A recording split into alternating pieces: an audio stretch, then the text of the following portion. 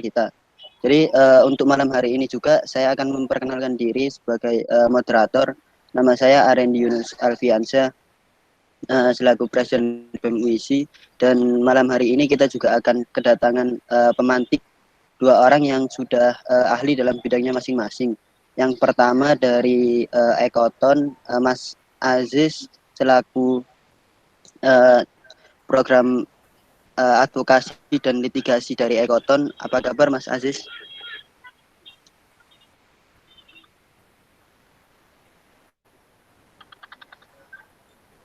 Ya, alhamdulillah baik, Mas. Oke, baik, terima kasih.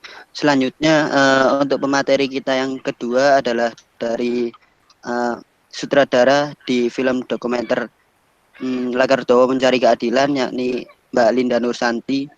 Apa kabar Mbak Linda? Baik.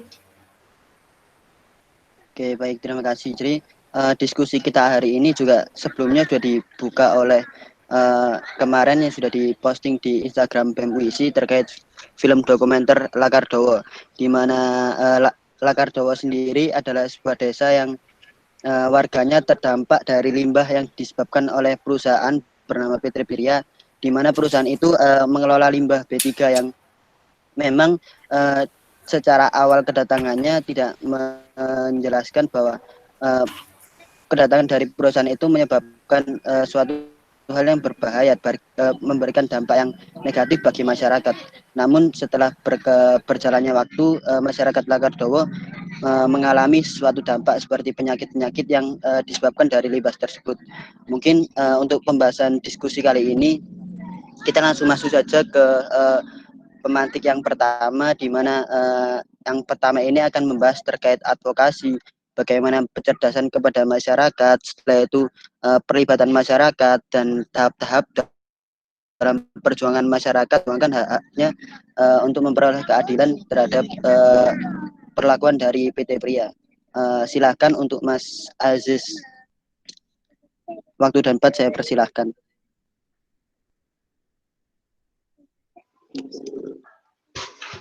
Oh ya, jadi untuk tanya jawabnya nanti, mohon maaf, untuk tanya jawabnya nanti bisa dimulai setelah materi pertama melalui kolom komentar. Untuk formatnya nanti akan dikirim oleh operator panitia.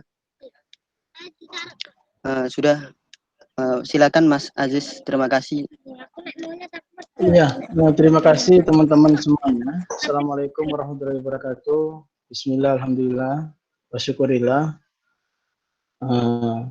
Suatu kehormatan saya bisa bergabung di diskusi pada malam hari ini bersama Mbak Linda dan teman-teman UISI sekalian. Malam ini saya akan mencoba untuk sedikit bercerita terkait dengan fakta lapangan, kondisi lapangan dan fakta-fakta hukum yang ada di Desa Lagardowo. Ya, sebelum saya memaparkan, saya sedikit bercerita apa yang menambah sedikit apa yang tadi dikatakan oleh Presiden BEM UISI itu. Ya, memang kehadiran PT Pria di awal itu mereka memang warga tidak mengetahui terkait dengan limbah B3 tersebut. Jadi B3 tersebut dimanfaatkan oleh warga, dibuat untuk urukan rumah, digunakan untuk menguruk pekarangan, dan digunakan untuk menguruk di dalam perusahaan. Jadi saya minta tolong untuk teman-teman panitia untuk menampilkan slide yang sudah saya kirim. Ya, saya beri judul di sini, Jawa Timur bebas buang limbah B3. Kenapa Jawa Timur? Karena menurut dari pemantauan tim Ekoton, limbah B3 tidak hanya di Mojokerto atau di Lagardowo, banyak sekali yang berceceran berserakan di wilayah kita, di wilayah Jawa Timur ini. Jadi langsung saja lanjut. Ya.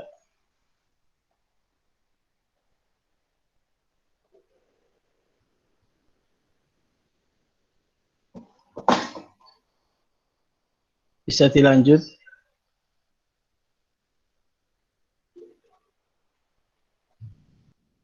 Nah, Sudah ya.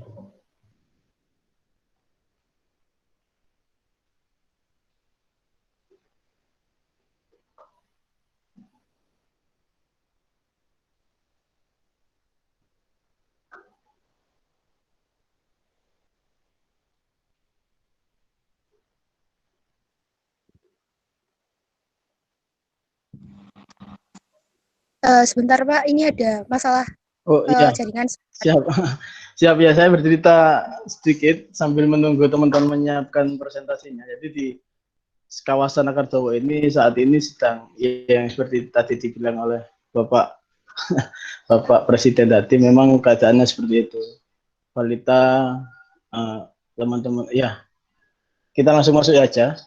Sebelum kita berbicara jauh, saya akan mencoba untuk sedikit mendefinisikan limbah B3 itu. Apa sih limbah B3? Biasanya teman-teman itu orang yang nggak tahu limbah B3 itu menganggapnya sebagai, ini limbah biasa, ini nggak apa-apa, nggak ada dampaknya. Tetapi yang perlu diketahui, definisi limbah B3 adalah zat atau energi itu yang merupakan yang mempunyai konsentrasi yang amat sangat akut dalam jumlah yang banyak ataupun yang tidak banyak, itu dia merupakan mencemarkan atau merusak lingkungan hidup dan membahayakan lingkungan hidup, kesehatan serta kelangsungan hidup manusia dan makhluk hidup lain. Jadi limbah B3 itu memang kalau di Akardowo itu menjadi kategori yang tingkat pencemarannya itu lama, Mas.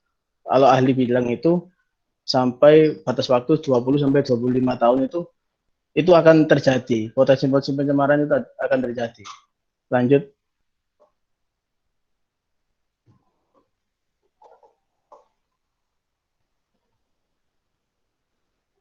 Ya, beberapa klasifikasinya dalam kelompok itu ada 5. Yang pertama adalah mudah meledak, jadi ada limbah B3 yang senyawa-senyawa yang memang mudah meledak. Yang kedua adalah mudah menyala. Yang ketiga itu sangat beracun. Yang keempat itu bersifat iritasi. Yang kelima itu adalah berbahaya bagi lingkungan. Kenapa ini berbahaya? Dalam prinsipnya limbah B3 itu harus melakukan penanganan yang khusus. Jadi tidak seperti limbah-limbah yang kita hasilkan setiap hari, itu bisa kita buang atau bisa kita titipkan di TPST. Jadi bisa dibuang di TPA. Tapi kalau dia masuk ke spesifikasi limbah B3, apapun bentuknya, itu harus dilakukan penanganan yang khusus dan tidak boleh dibuang di sembarang tempat. Lanjut, Pak. Ya, di dalam Akardowo, menurut fakta lapangan dari teman-teman itu, B3 yang banyak di situ adalah yang pertama fly ash dengan kode B409, yang kedua ada bottom ash, yang ketiga ada limbah peralatan medis. Ketiga unsur tersebut itu masuk dalam kategori limbah B3 dalam peraturan pemerintah nomor 11 tahun 2014 tentang limbah berbahaya dan beracun. Lanjut, Pak. Nah, ini adalah beberapa gambaran yang ada di Desa Akardowo. Next saja, Pak. Akan sedikit bercerita sembari nanti ini adalah gambar desanya. Jadi kalau teman-teman lihat di depan itu ada sebuah bangunan, yaitu perusahaan, yaitu PT Pria. Jadi lokasinya memang tinggi dia tinggi, dan di bawahnya ini, di sekelilingnya ini adalah pertanian, tanah pertanian, padi, tanah pertanian untuk jagung, tanah pertanian untuk cabai, lahan-lahan bersawan warga. Jadi letak struktur dari bangunan perusahaan itu lebih tinggi daripada tanah di warga. Lanjut, Pak. Ini adalah contoh dari limbah bottom ash yang batu. Itu bottom ash itu kayak sisa-sisanya batu bara. Dan kalau kita ngomong fly ash itu yang seperti debu yang bisa bertiup angin. Lanjut, Pak. Ini adalah limbah medis. Jadi selain limbah batu bara dan fly ash dan bottom ash yang dijual oleh perusahaan sebagai urukan rumah, urukan pekarangan, itu mereka juga menjual belikan terkait dengan limbah medis yang mereka dapat. Jadi PT Pria adalah perusahaan yang memang dia punya izin untuk mengelola limbah B3 dan limbah medis, tapi dalam prosedur penanganannya dia tidak memanage dengan benar. Dia memperjualbelikan limbah tersebut, dia membuang limbah tersebut di banyak tempat. Jadi tidak baik pengelolaannya. Lanjut.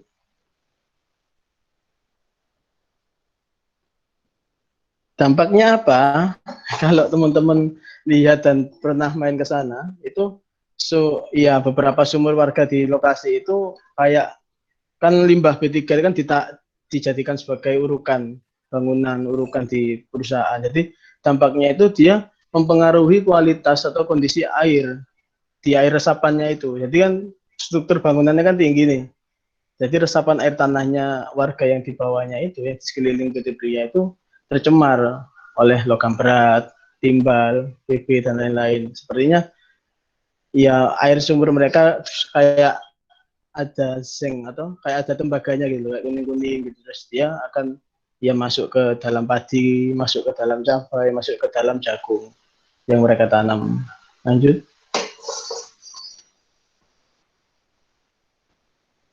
Ya, selain limbah yang membuat perubahan di air warga, dampak dari asap terkait dengan instalatornya juga amat sangat akut sekali. Banyak teman-teman di sana yang merasa terganggu oleh asap yang ditimbulkan oleh perusahaan tersebut. Asapnya hitam, pekat, dan baunya seperti ya tidak mengenakkan lah di saat sore dan pagi hari itu asapnya itu tinggi-tingginya untuk mereka untuk beraktivitas menyalakan instalatornya tersebut.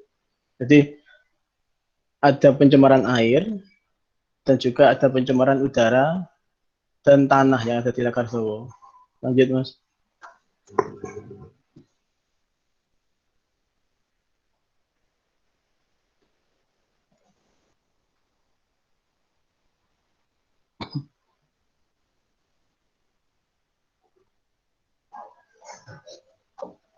Kawasan pembakaran sendiri itu ya seperti ini, seperti yang Anda lihat ini. Jadi di sekeliling ini nggak jauh dari lokasi itu ada pemukiman. Jadi merasa terganggu. Jemuran-jemuran warga itu merasa seperti kena kayak kan asap kan nggak mungkin terbang jauh kan. Mereka akan turun.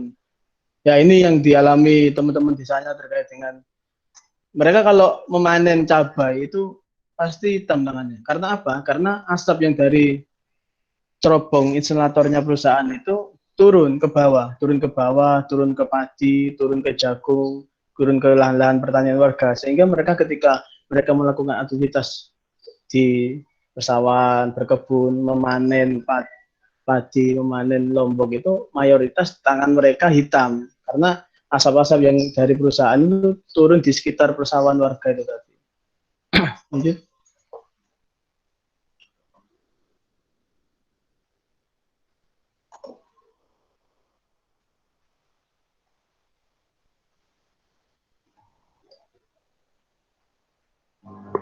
Ya, jadi setelah saya bercerita tadi, air, udara, dan saat ini saya menggambarkan tanah mereka, Mas. Tanah mereka itu seperti ini kondisinya. Jadi berbatasan langsung dengan perusahaan dan potensi pencemarannya itu sangat tinggi sekali kepada perusahaan. Karena wilayah mereka yang lebih tinggi, akibatnya aliran air bawah tanah itu yang sampai saat ini warga di sekitar Desa Lakadowo itu untuk mengkonsumsi air minum itu sekarang dia harus membeli.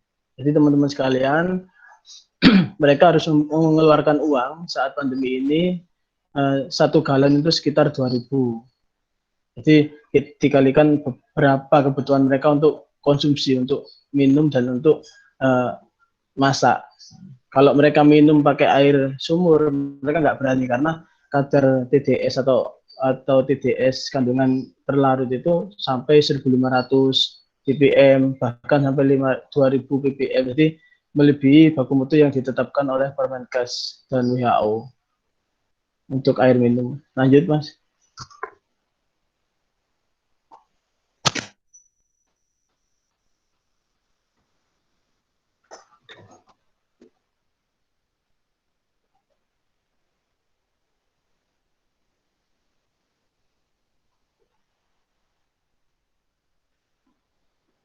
Ya, ini adalah gambaran yang ada di sana. Jadi yang dibuat mainan oleh anak-anak ini adalah play as dan bottom as, Mas. Itu ada di depan pekarangan rumah, di jalan gitu. Jadi mereka yang namanya anak di sana, anak-anak nggak tahu berbahayanya bagaimana, dampaknya bagaimana. Karena itu limbah B3 dan mereka menganggapnya ini biasa. Nah, ini yang terjadi di sana. Mereka bermain-main di situ, nggak tahu akibatnya apa, nggak tahu terkait dampak kesehatannya bagaimana gitu. Harusnya perusahaan ini melarang ketika ada beberapa orang yang menjual ke perusahaan ini melarang diperjualbelikan, dan jika tahu seperti ini mereka harus mengambil kembali karena limbah fly ash dan bottom ash ini dari perusahaan mereka. Tanggung jawab perusahaan harus muncul di situ. Tapi pada fakta lapangannya mereka nggak menjalankan itu. Lanjut, Pak.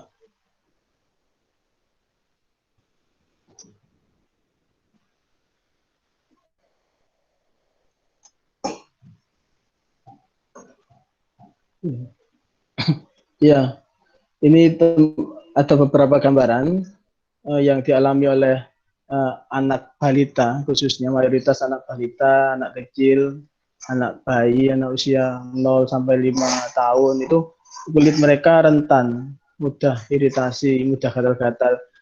Slide-nya dilanjut saja, Mbak, sambil dilanjut karena ini ada gambar-gambar yang saya tunjukkan sambil saya bercerita. Ya, ini beberapa anak bayi yang di sana. Kalau lihat sepintas memang tidak apa-apa, tapi kaki, terus telapak tangan, terus bagian-bagian sensitif mereka itu mengalami iritasi yang sangat akut. Lanjut aja, Mbak. Ya, seperti ini. Ini adalah luka atau kayak seperti ruang gitu di tangan mereka, di telapak tangan. Lanjut. Ini di bagian ya sekitar kelamin si balita tadi. Ya, ini kalau kita lihat nggak apa-apa ini anak baik-baik saja. Tapi selanjutnya ada next slide. Ini ketika dibuka pakaiannya dan dilihat kakinya, ini mereka ya ini tadi berjalan di mengelupas, melepuh. Nah, ini adalah awal dari perjuangan teman-teman di Pendopo Bangkit.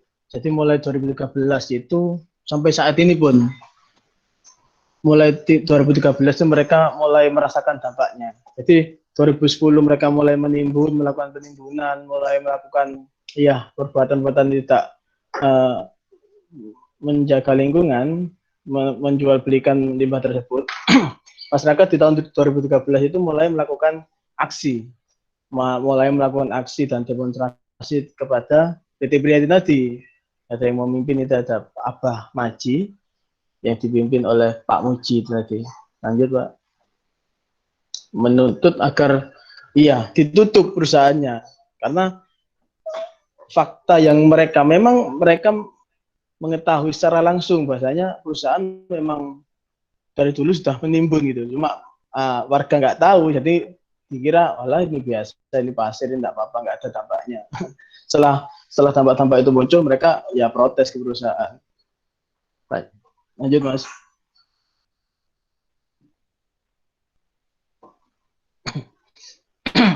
Ya, ini di tahun 2015 ketika pagar PT Pria ini roboh, ya kan? Ini beberapa temuan-temuan dari teman-teman ini ada jarum suntik di sana, ada infus, ada limbah cair yang terbuang di sana. Jadi ya semua limbah yang mereka tampung itu nggak diolah sama perusahaan. Jadi seperti apa ya, kasarannya mereka membuangnya begitu saja, nggak ada treatment. Jadi dibuang di lahan yang sebelumnya digali dalam, dibuang, setelah itu mereka tutup pakai tanah. Lanjut, Mas. Ini di 2016. Tadi itu ya mereka terus melakukan, teman-teman juga melakukan perlawanan, dan sayangnya saat itu sempat dilakukan intimidasi dan perusahaan dilindungi oleh oknum polisi dan kepolisian di salah satu di polsek setempat. Jadi mendapat aksi kami mendapat tentangan yang keras. Dirasa ia membuat gaduh desa, membuat zona Lakardowo ini berubah sebagai zona konflik begitu. Itu versinya mereka. Jadi kita ditentang untuk melakukan aksi tersebut. Mereka polisi melindungi perusahaan. Lanjut. Ya. Ini yang kita lakukan ketika teman-teman akses untuk pengetahuan itu belum bisa keluar, ya, maka kami mengundang teman-teman di Lakardowo. Pada saat itu kami mengundang teman-teman komunitas untuk belajar bersama. Jadi untuk memahami limbah B3 itu apa, bentuknya seperti apa, dan dampaknya bagaimana. Ini kita melakukan edukasi-edukasi. Ini yang dipegang oleh salah satu teman saya adalah bottom as, terus di meja ada fly as, itu kita tunjukkan, ini loh limbah B3, karakteristiknya seperti ini, dan ini nggak boleh dibuang sembarangan. Jadi penyadaran kepada masyarakat oleh kami tumbuhkan di situ. Lanjut.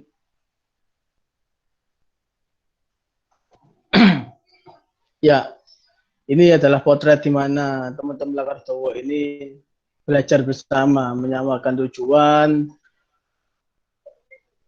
terkait dengan perjuangan yang dilakukan di Desa Lakardowo. Karena di Desa Lakardowo itu setiap minggunya teman-teman di sana itu di satu desa itu rutin melakukan kayak istighosa. Jadi kayak doa bersama, istighosa rutin. Itu ya kalau menurut saya itu adalah bagian dari ekstra legal mereka. Lanjut. Ini adalah bentuk gotong royong terkait dengan ya bagaimana sih ketika suatu desa itu berhadapan dengan suatu perusahaan yang besar gitu, masyarakatnya ya ini yang dilakukan teman-teman, menarik iuran buat apa, buat melawan mereka, buat aksi, buat melakukan pengaduan, buat advokasi lingkungan desa mereka, buat untuk untuk advokasi yang keberlanjutan. Ini teman-teman saya Sarpa dan Cak Wen ini menarik ya seperti narik iuran gitu. Satu rumah 2000. Jadi ada apa ya? Ada kalau aku ngomong ada sebuah gerakan di situ. Jadi ada partisipasi masyarakat yang memang harus digalakkan di situ. Karena saling mempengaruhi, saling menyemangati, ini adalah proses yang baik. Lanjut, Mas. Ya, ini adalah, ya kami sering mengadakan seperti ini. Ini di kantor Ekoton, jadi teman-teman warga Lakardowo ini datang ke kantor Ekoton. Saat itu, kalau dulu mereka datang di malam hari, jam 11, jam 12. Karena kalau mereka datang di siang atau sore hari, takut ada yang tahu gitu. Jadi dulu itu akses mereka untuk keluar di desa dan mencari ilmu itu sangatlah terbatas. Kalau sekarang mereka sudah paham aturan, sudah bisa kemanapun, nggak terserah mereka dong. Mereka warga Lakardowo itu bebas untuk di sana. Jadi dulu mereka susah untuk keluar desa dan ya ini untuk berdiskusi, untuk mencari ilmu, untuk ya menetapkan perjuangan mereka itu mereka aksesnya terbatas. Jadi mereka harus pergi malam, tengah malam jam 11, jam 12 untuk berdiskusi seperti ini. Lanjut, Pak. Ini adalah perjuangan teman-teman Lakardowo ketika itu di DPR di Provinsi Jawa Timur. Ya, kalau kita aksi ini pengaduan, Pak. Ini pengaduan ke DPRD. Ini banyak yang kita lakukan ke DPRD, ke Bupati. Sambil dilanjut saja, Mas, slide-nya.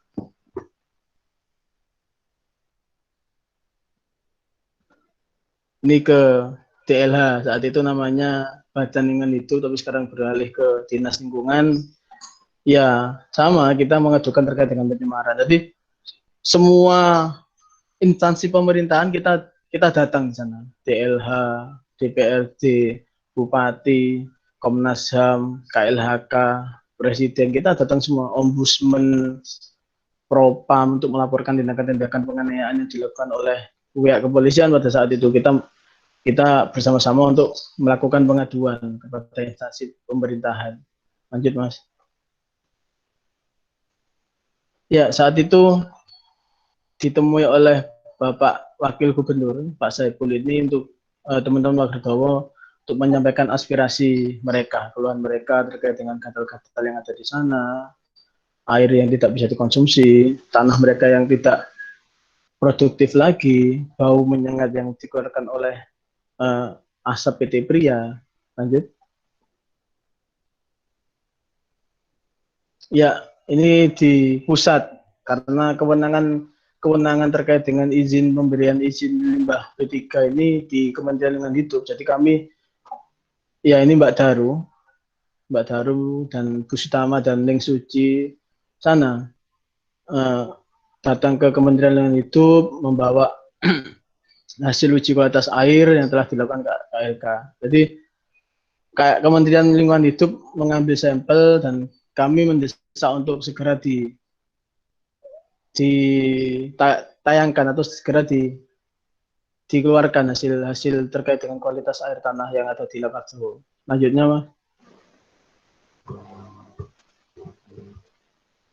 Ini di Dinas Kesehatan di Kabupaten terkait dengan kondisi kesehatan iritasi yang dialami oleh warga Lakarjowo. Jadi mayoritas warga di sana itu mengalami gatal-gatal, iritasi, gangguan kulit gitu sih. Balita itu makanya teman-teman otomatis kebanyakan ibu-ibu yang kita dorong untuk ke sana untuk menyerang instansi pemerintah di Dinas Kesehatan. Lanjut. Ya, ini adalah sekretaris desa. Ini kita datang, kita aksi mulai dari terkecil, desa, bupati. Jadi kita datangin semua, ya seperti tadi saya sampaikan, DPRD, kabupaten, gubernur. Lanjut.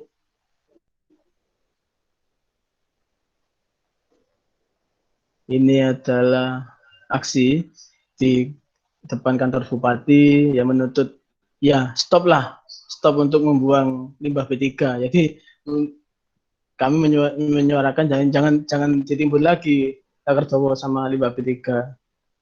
Lanjut. Ya, ini ada aksi yang dilayangkan oleh teman-teman Bendowo Bangkit pada saat itu di tahun 2016. Lanjut. Next, Pak. Ini adalah aksi-aksi yang dilakukan oleh teman-teman. Ini adalah pengujian. Ini adalah uji sampling, Mas. Ini ada uji sampling di sumur pantau. Kalau perusahaan punya sumur pantau, ini kita lakukan oleh DLH, oleh Perum Jasa Tirta, Kementerian. Ini kita lakukan uji sampling. Lanjut. Ini di sumur pantau. Lanjut, Mas. Ya, ini kita teman-teman berjuang sampai di Jakarta. Ini namanya Perkumpulan Bendowo Bangkit. Ada beberapa orang dari perwakilan di Desa Lakarjowo untuk pergi ke Jakarta. Dananya dari mana? Ya, mereka iuran, Mas. Iuran ini tarian, iuran 2.000 per orang, 3.000. Ya, syukur-syukur yang bisa ngasih lebih untuk yang memberi teman-teman yang berangkat ke Jakarta ini untuk akomodasi transportasi. Lanjut, Pak. Ya, ini adalah penjelasan dari KLHK. Tetapi ya berujung penolakan oleh masyarakat karena data mereka penyakit kulit yang dialami warga Lakarjowo, yang dialami oleh teman-teman yang berusia di bawah 5 tahun itu karena menurut mereka itu penjelasannya karena lingkungan yang buruk atau bahasa Jawanya kemproh. Jadi bukan karena limbah si perusahaan ini tadi. Jadi nggak ada korelasi antara pencemaran lingkungan hidup yang dilakukan pengelolaan perusahaan sama pencemaran, nggak ada korelasi. Jadi mereka cenderung menitik beratkan kepada kandang kandang sapi, kandang kambing yang dekat sama sumber mereka. Kan aneh kan. Jadi sebelum 2010 nggak apa-apa kan, mereka nggak apa-apa, nggak ada masalah terkait dengan sumurnya. Kenapa kok mereka nariknya ke bahwasanya ke, iya itu tadi sanitasi yang pemerintah ngomong karena ini sanitasi yang buruk. Jadi bukan karena limbahnya, ini karena sanitasi dan ya kemprohnya warga bilang gitu. Lanjut. Ya, ini lagi kami desak karena KLHK itu tidak menunjukkan data ilmiah. Jadi ujuk-ujuk kesimpulan. Jadi nggak ada data ilmiah yang diterangkan ke warga. Tiba-tiba mereka menyimpulkan bahwasanya tidak ada korelasi antara kegiatan PT Pria dan pencemaran yang ada di Lakartowo. Lanjut saja. Ini adalah rapat audiensi dengan Komisi 7 di sana di Senayan. Itu Abah Gofur dan Sarpan dan teman-teman ini mengadu ke sana. Diterima. Lanjut, Pak. Ya, hasilnya adalah pada tahun 2016 itu mereka disidak oleh Komisi 7. Dan salah satu anggota Komisi 7 menyampaikan bahasanya PT Pria ini kencing di jalan. Jadi ya memang PT Pria melakukan iya, kalau ngomong perusahaan, keteledoran itu yang disampaikan oleh anggota Komisi 7 saat itu, Pak Mat Saleh. Lanjut. Ini ada kunjungan DPR RI tadi. Ini adalah Pak Mat Saleh. Ini kami mengajak ke rumah yang ditimbun limbah B3 sebagai urukan. Terus kami menyodorkan balita yang sakit, yang gatal-gatal. Ya, kami mengajak semua kumpulan di elemen masyarakat untuk berkumpul di salah satu tempat itu tadi. Lanjut. Ya, kenapa di Lakatowo seperti itu? Karena di Jawa Timur seperti ini. Industri atau transporter limbah B3 itu tidak sehat semua. Jadi, ya, kalau kita bilang sakar PDW atau mungkin mereka mengangkut limbah B3 dan mereka hanya membuang di beberapa tempat seenaknya supirnya, seenaknya yang memerintah gitu sih. Lanjut. Ini di Pasuruan, ini di Gunung Derajat di daerah Lamongan itu ini limbah B3 ini semua banyak. Lanjut. Iya, dijadikan sebagai tanah urukan kabling di dekat persawahan. Lanjut. Ini di Sidoarjo, bagi teman-teman dari rumah Sidoarjo, di Sidoarjo, di Gresik. Lanjut. Ya, karena ketika terjadi kecelakaan itu SOP-nya nggak jalan gitu. Jadi bagaimana evakuasinya, apakah limbahnya ini ikut juga diangkut, apakah limbahnya tetap dibuang ke sana, itu nggak jelas. Lanjut. Ini di Jombang, kalau ada yang rumahnya daerah Sumombito, Samben ini dijadikan sebagai urukan. Ini limbah B3 semua ini. Kalau lewat situ baunya sampai ya sesek. Lanjut. Ini Sidoarjo, daerah Krian. Lanjut, Pak. Ini di Surabaya. Lanjut. Teman-teman. Ya, ini di Surabaya. Sama dengan tadi. Salah satu kawasan tertentu. Ini di Lamongan tadi. Lanjut. Ya, lanjut. Ini di area persawahan. Di Jombang. Lanjut. Ya, ini sama di Jombang. Ini kita melakukan ya aksi di KLHK. Lanjut, Pak. Karena menurut kami Jawa Timur itu bebas untuk membuang limbah B3. Jadi kami perlu untuk mendesak pemerintah pusat untuk itu tadi sih, penegakan hukum. Jadi di sini masih lemah penegakan law enforcement-nya, masih lemah penegakan hukumnya lemah, terus sanksi-sanksinya itu lemah, seperti tidak dijalankan. Jadi mereka menganggap walah saya nggak ada sanksi aja. Jadi mereka terus menerus untuk dumping limbah B3 tersebut. Ya, untuk pemaparan saya atau cerita saya yang untuk limbah B3 cukup sampai situ. Terima kasih. Wassalamualaikum warahmatullahi wabarakatuh. Waalaikumsalam warahmatullahi wabarakatuh. Terima kasih atas pemaparannya dari Mas Aziz. Jadi tadi itu cukup menarik ya, bahwa perjuangan dari masyarakat di Lakardowo sendiri itu mulai sampai pencerdasan, dari mungkin pengaduan dan lain-lain, bahkan mulai dari perangkat desa sampai ke presiden pun belum terdengar, dan itu sampai sekarang masih belum ada kejelasan. Mungkin dari teman-teman yang mulai ada pertanyaan terkait kejanggalan seperti itu, bisa tanya langsung di kolom komentar, dan untuk panitia mungkin bisa di-share untuk format tanya jawabnya. Dan setelah ini kita langsung masuk ke materi kedua dari Mbak Linda terkait pembuatan film dokumenter dari Lakardowo Mencari Keadilan. Terus apa yang mendorong Mbak Linda untuk membuat film itu, dan pasti ada hambatan yang terjadi dalam pembuatan film itu. Mungkin dari Mbak Linda, untuk waktu dan tempat saya persilahkan. Oke, terima kasih buat teman-teman BMWC atas kesempatannya. Ya, di sini saya lebih bicara ke pengalaman saya berproses dalam membuat film ini. Awal mula saya kenapa membuat film ini sebenarnya untuk tugas akhir itu tidak terfikirkan sampai seperti sekarang saya sebarluaskan seperti itu. Nah, setelah kenapa kok membuat film tentang isu lingkungan gitu? Karena saya dulu sebelum membuat film ini, ketika mencari ide untuk membuat film ini, dimulai dari kegelisahan saya gitu, melihat lingkungan saya gitu. Kan saya tinggalnya di Gresik kan sejak kecil gitu, dan ini kegelisahan saya sejak kecil, memang merasakan asap pabrik itu yang bikin sesek seperti itu gitu. Dan sejak kecil itu pula saya bertanya gitu, apakah ini berbahaya atau tidak seperti itu. Namun saya juga menjawab sendiri, mungkin orang dewasa tahu apa yang mereka lakukan gitu. Maksudnya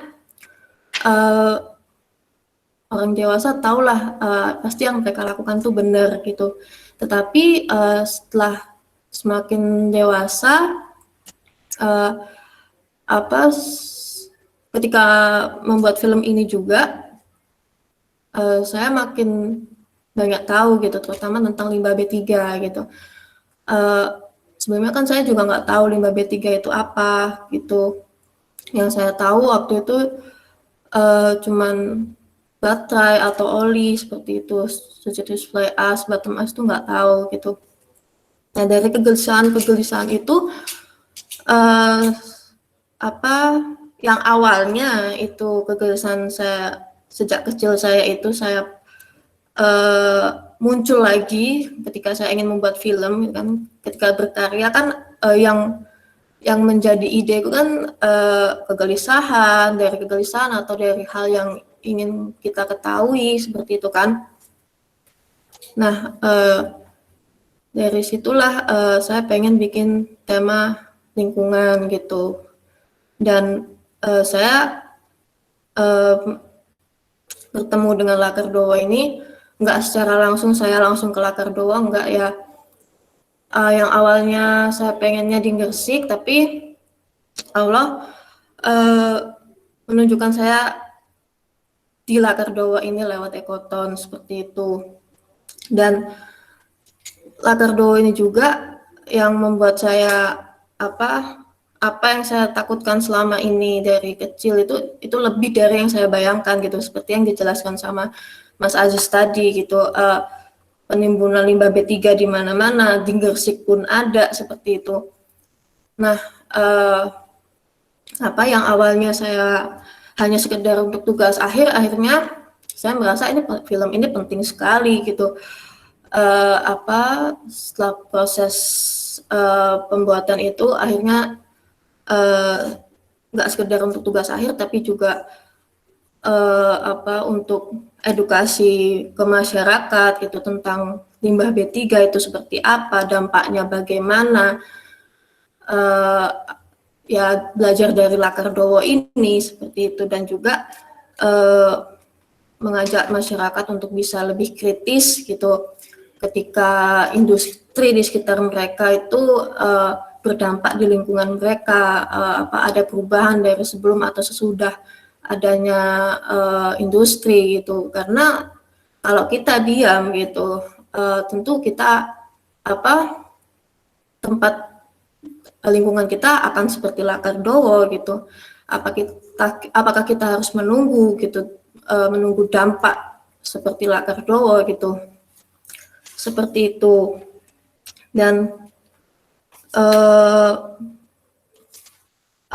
apa ya? Nah,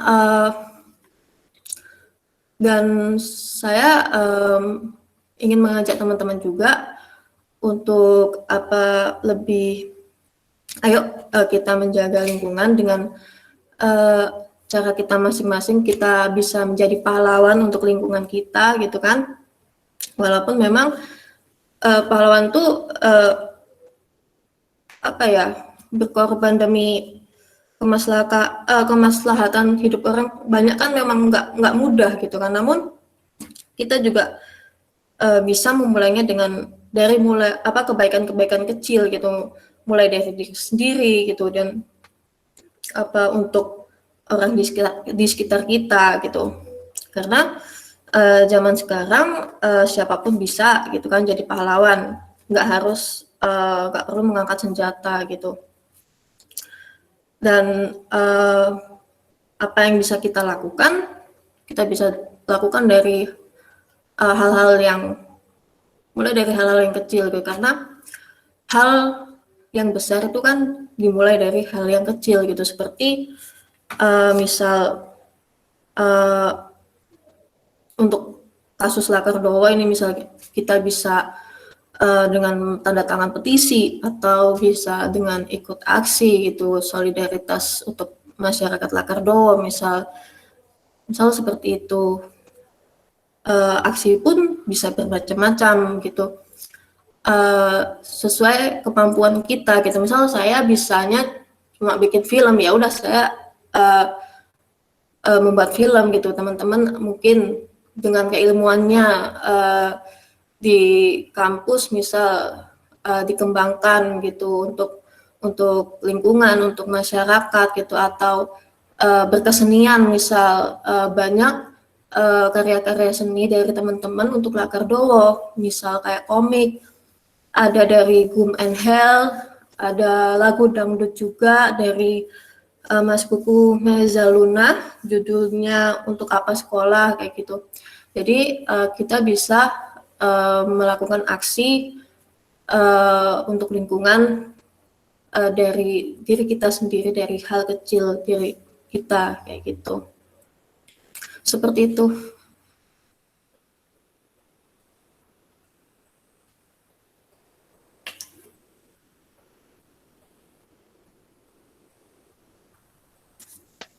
Oke, baik. Terima kasih atas cerita dan pemaparannya dari Mbak Linda. Jadi memang untuk menjadi pahlawan itu sendiri juga bisa dilakukan dari hal kecil dengan bidangnya masing-masing. Dan teman-teman sendiri juga pasti bisa memberikan kontribusi untuk hal-hal kecil di lingkungan sekitar. Untuk teman-teman sendiri mungkin ada yang ingin ditanyakan dari hasil pemaparan Mas Aziz atau Mbak Linda terkait tadi, mungkin bisa ditulis melalui kolom komentar.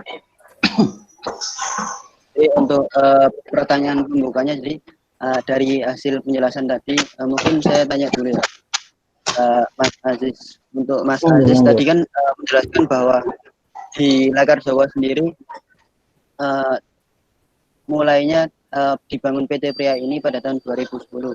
Namun tadi dari warga sendiri masih belum tahu apa dampaknya, dan proses itu juga melalui proses yang cukup panjang, dari pencerdasan sampai pengaduan. Bahkan dari pencerdasan itu sendiri tadi juga melalui kesulitan-kesulitan dari akses keluar masuknya. Mungkin dari Mas Ais sendiri bisa menceritakan apa yang membuat kesulitan itu sendiri dari akses yang dilalui oleh warga itu sendiri untuk mengetahui wawasan terkait limbah, karena kan memang dari PT Pria itu sendiri walaupun sudah mendapatkan izin dari pemerintah, tapi dari daerah desa sendiri kan mengalami dampak yang cukup serius. Mungkin bisa dijelaskan lebih detail Mas Budi.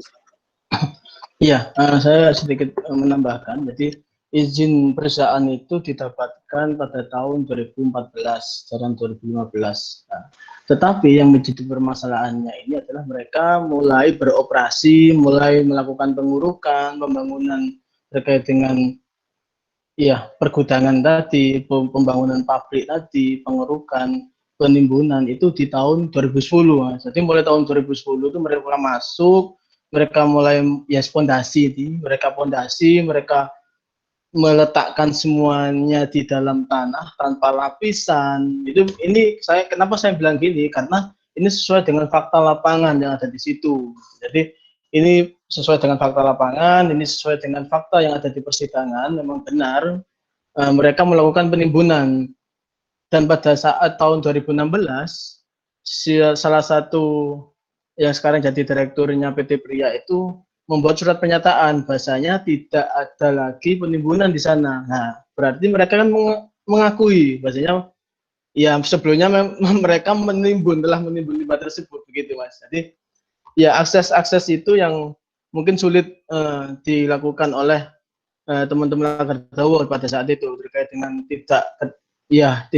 kurangnya pengetahuan, kurangnya SDM yang mereka miliki, terkait dengan takutnya jika terintimidasi, takutnya diancam oleh beberapa oknum-oknum preman gitu, seperti itu Mas. Jadi itu yang membuat mereka takut dulunya. Nah, tapi setelah saat ini mereka mendapat edukasi, mendapat pemahaman, bahkan mereka juga kita harus kita menjudge mereka harus paham terkait dengan aturan. Jadi kami memberikan beberapa referensi peraturan, regulasi yang mereka harus paham dan mereka harus baca begitu. Jadi mereka tahu, oh ini loh, aku ada pasal perlindungan nih di pasal 6 gitu.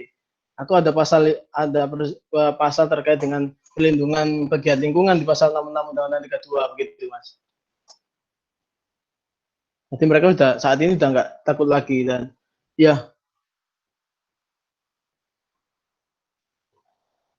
saya sedikit berbicara tentang ada di komen dari Mbak Linda.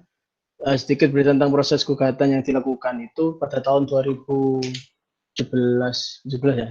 itu mereka menggugat izin dari Bupati Mojokerto yang melakukan izin terkait dengan izin industri pembuatan bataku. Jadi mereka menggugat izin tersebut sampai saat ini mereka berani untuk melakukan gugatan. Ini adalah advokasi yang menurut saya ini berjalan terus gitu loh. Jadi mereka nggak takut lagi untuk bahkan mereka berani menggugat dan saat ini mereka dalam upaya hukum ada 2 gugatan yang mereka lakukan. Pertama izinnya si perusahaan dan kedua adalah terkait gugatan penimbunan limbah di pekarangan, di perumahan dan di dalam perusahaan. Jadi satu di Pengadilan Negeri Mojokerto dan satunya di Pengadilan Tata Usaha Negara Diktum. Satunya yang Ibu Sutama gugat izinnya, yang perbulan Lagardawa Bangkit ini gugat penimbunan limbah B3-nya. Gitu, Mas.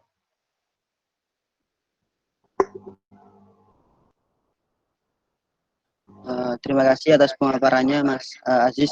Jadi mungkin tadi setelah ini bisa dijelaskan terkait ekstra legalnya dari advokasi di lingkungan sekitar. Mungkin dari Mas Aziz yang menjelaskan. Siap.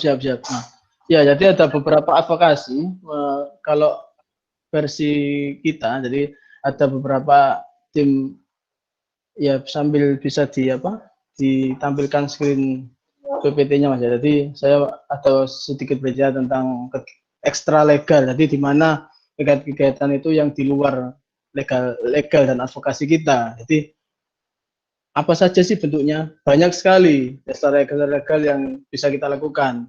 Contoh gampangnya sekarang, kaum milenial seperti kita ini kan akses untuk media sosial kan gampang saat ini dibandingkan yang dulu. Jadi sekarang lebih gampang untuk membuat, ya seperti Mbak Linda tadi ngomong, membuat beberapa video terkait ya 1-2 menit, membuat, menggambar atau memotret, terus membuat narasi dan di-share ke Instagram, Twitter, Facebook dan lain-lain, tag beberapa orang yang penting, tag akun-akun yang menurut kita ini apa ya, cepat untuk membuat viral. Ini sekarang kan gampang. Jadi membuat vlog, YouTube itu adalah kegiatan ekstra legal yang bisa dilakukan oleh teman-teman saat ini gitu. Jadi nggak hanya aku bisa nggak sih melakukan ini, kalau saat ini bisa saja upload ke media sosial. Itu kalau menurut saya nggak susah, itu gampang sekali gitu. Kita tinggal foto, kasih narasi, tag beberapa orang, itu sudah selesai gitu masalah. Jadi bikin semenarik mungkin, bikin balutan yang lebih baik, yang membuat orang apa sih ini? Oh ini, jadi membuat orang penasaran. Oh ini seperti ini seperti ini. Jadi kegiatan-kegiatan itu yang saat ini ya bisa dilakukan oleh teman-teman dalam mengawasi lingkungan. Ini ada beberapa catatan dari saya. Jadi kami mendorong teman-teman Lakardowo untuk membuat, ya ini, legalnya iya jalan, advokasinya, pengaduannya jalan, tindakan-tindakan ekstra legalnya ini juga jalan. Salah satunya adalah kami mendorong untuk membuat wisata edukasi di situ. Jadi kok aneh ya gini gitu. Kok aneh sih ada wisata edukasi ya? Ini kita menyebutnya wisata limbah. Jadi memang aneh karena ini akan menarik perhatian orang. Ayo ikut kemana? Wisata limbah tuh. Apa sih limbah kok diwisatakan? Ini kan aneh, kan nggak umum gitu. Hal-hal yang nggak umum ini yang membuat media, yang membuat teman-teman mahasiswa jadi apa ya? Seperti rasa keingintahuannya itu muncul. Ya lanjut aja slide-nya. Jadi ya ini tadi kita menawarkan wisata limbah, ada rumah cekung. Apa sih rumah cekung? Nah, rumah cekung adalah, ya rumahnya dia itu memang kondisi tanahnya memang cekung gitu, kedung. Kalau ngomong ke situ ada namanya Desa Kedung Palang. Memang desanya itu cekungan itu, dan di atasnya adalah perusahaan. Jadi perusahaan di atas, desanya di bawah. Jadi bayangkan ketika ini musim hujan dan air resapan bawah tanah itu akan mengaliri area yang di bawah, potensi dampaknya dari situ. Lanjut. Ini yang kita dorong ke teman-teman untuk melakukan wisata limbah tadi. Rumah, ya ini kita nyebutnya rumah unduk. Jadi ada undukan, kayak ada gunungan batu bara di situ. Ada gunungan fly ash dan bottom ash, itu kita wisata. Kita sana wisata naik pick up gitu. Kita ada 7 destinasi kalau kita. Lanjut. Ini yang kedua, rumah munduk. Ini adalah rumah jelly. Ini adalah ada popok, limbah-limbah yang ini dari perusahaan ini. Limbah popok, limbah-limbah bekas-bekas aki ini dibuang di salah satu, ya dekat makam ini. Kenapa kita ngomong rumah jelly? Karena kalau kita nginjak tanah di sekitar ini kayak jelly gitu loh, empuk gitu. Jadi lunak. Jadi kita sebutnya rumah jelly. Lanjut. Ini rumah nelangsa, kalau ngomong nelongso. Karena apa? Karena di dalam rumahnya Pak Jamaluddin ini dia menggunakan urukan limbah batu bara. Jadi ya kalau ada di gambar itu tadi kita lihat ada orang yang pegang pacul. Nah, ini tinggal mereka menancapkan paculnya ditarik keluar, itu limbah batu baranya itu udah di sana semua. Memang rumah ini menggunakan limbah batu bara dan dia beli di perusahaan. Itu pernyataan dari Pak Jamaluddin. Dan air sumur di sana itu melebihi 1000 ppm gitu. Lanjut. Nah, ini rumah dukur sama, ini limbah batu bara, fly ash dan bottom ash ini ya tingginya ini hampir 4 meteran lah per meternya. Jadi kita namakan rumah dukur atau rumah tinggi. Lanjut. Ini rumah Legi Pahit, namanya Pak Legi. Kalau orang Jawa namanya Pak Legi. Ini di depan rumahnya ini ada limbah batu bara, fly ash dan bottom ash, dan kebanyakan rumah yang ada limbah batu baranya itu kondisi sumurnya itu di atas 1000 ppm kadar ETS-nya. Lanjut. Nah, ini Mak Ati. Ini adalah sosok mak-mak yang menurut saya ya super mak, kalau saya menjadi super mak. Dia itu yang dari tahun 2010 menjadi pemulung dulunya. Dia menjadi pemulung. Setiap ada mobil truk yang masuk ke perusahaan dan mereka mereka membuang limbah tersebut, Mak Ti dan kawan-kawan ini baris dan merebut ini tadi. Kayak dia dulunya memang kayak pengepul gitu, rosokan gitu, milih-milih ini. Jadi dia pernah nemu, dia mengatakan dia pernah nemu tangan, terus dia pernah tersiram darah yang ada dari tong gitu. Terus dia pernah, ya seperti kayak info, ya jari-jari, kayak organ-organ tubuh seperti itu. Lanjut. Ya, rumah sakti. Seperti ini adalah, kalau kita ngomong rumah sakti karena apa? Karena ribuan ton ini tertimbun di sini tadi, ada DNA ini, ada lokasi. Ini ada eskavator yang ada 2 tingkat ini, yang atas ini dikeruk ke bawah, yang bawah ini menimbun. Lanjut. Ini salah satu kegiatan dari wisata limbah. Ini kita bisa lihat, ini limbah batu bara yang tertanam yang menjadi urukan rumah Pak Jamaluddin. Lanjut. Ya, ini teman-teman, ya seperti ini. Ini limbah batu bara di dalam rumah. Lanjut. Ya, kegiatan segalanya itu adalah ya mereka sampai saat ini, ibu-ibu, bapak-bapak yang mengadvokasi, yang menjadi leader-leadernya ini selalu melakukan pemantauan, Mas. Melakukan pemantauan terkait dengan kualitas air sumber mereka. Jadi ada Wisutama dan Bu Rumiati jalan ke desa ini untuk mengambil sampel. Berapa sih kadar TDS-nya? Berapa sih kadar TDS-nya di dusun ini, di dusun ini. Tadi mereka punya data di situ, punya data yang TDS-nya tinggi mana sampai 1500 ppm siapa. Lanjut. Iya, ini adalah kegiatan yang dilakukan oleh kami karena menurut kami juga ekstra legal, karena ini di malam hari ini di kasus lain, ini kita di sungai. Jadi ketika kita malam hari itu tidur pulas, perusahaan itu nakal di situ. Jadi sering membuang limbahnya ketika subuh, ketika malam. Jadi limbah-limbah yang dibuang itu melebihi baku mutu, dan dampaknya bisa berakibat seperti ikan mati massal, ikan munggut yang bisa terjadi. Lanjut.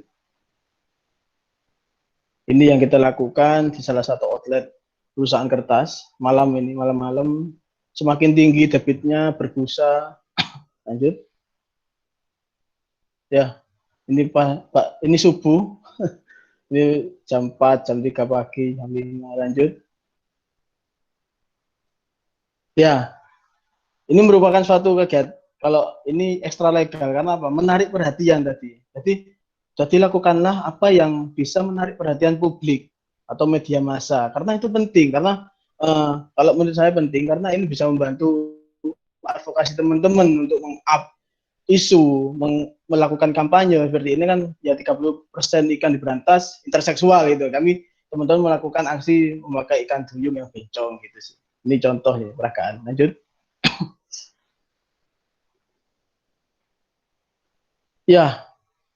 Ya, ini yang terakhir adalah komunikasi efektif. Untuk yang penting terkait advokasi lingkungan itu, mereka harus paham terkait dengan kondisi masyarakat dan komunitas seperti apa. Setelah itu berkomunikasi. Kalau mereka nggak bisa nerima komunikasi kita, pernyataan kita, itu kita buat foto, Mas, foto atau infografis, diagram biar supaya mudah untuk dibaca, mudah dipahami juga. Setelah itu ya chemistry, problem lingkungan, terus membuat narasi, terus yang terakhir adalah menceritakan cerita yang lebih baik. Jadi lebih baik seperti ini, solusinya seperti ini. Gitu. Kuncinya adalah mengapa kita buat seperti ini, buat seperti wisata limbah gitu. Kami mengundang mahasiswa, kami mencoba mengundang untuk beberapa ahli, beberapa akademisi untuk datang ke Lakardowo itu supaya mereka buat tulisan, Mas. Supaya outputnya adalah mereka untuk membuat narasi dan tulisan sehingga dia bisa bercerita. Dia bercerita di medsos, dia bisa ya update status di Instagram, dia bisa intinya permasalahan yang ada di Lakardowo yang dialami oleh warga itu tersebar tersebar luas. Jadi kan sekarang share gitu sih. Ini yang kenapa kok kita melakukan extra legal seperti itu ya ini. Kita ingin kita mencoba untuk mereka membuat ya sebuah narasi lah untuk advokasi. Lanjut.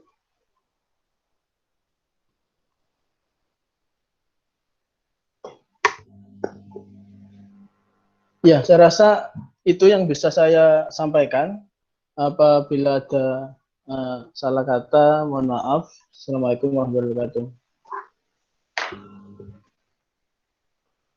Waalaikumsalam warahmatullahi wabarakatuh. Terima kasih Mas Aziz atas pemaparannya terkait advokasi lingkungan tadi, juga cukup menarik bahwa di daerah Lakardowo sendiri akibat limbah batu bara bisa dimanfaatkan sebagai wisata atau mungkin dari yang pemantauan tadi ketika malam hari, setelah itu untuk pengajian. Dan di sini saya lihat di kolom komentar sudah ada beberapa pertanyaan yang masuk, mungkin akan dibacakan oleh yang bersangkutan sendiri. Untuk yang paling atas ini tadi ada dari Mas Givari, mungkin bisa on mikrofon.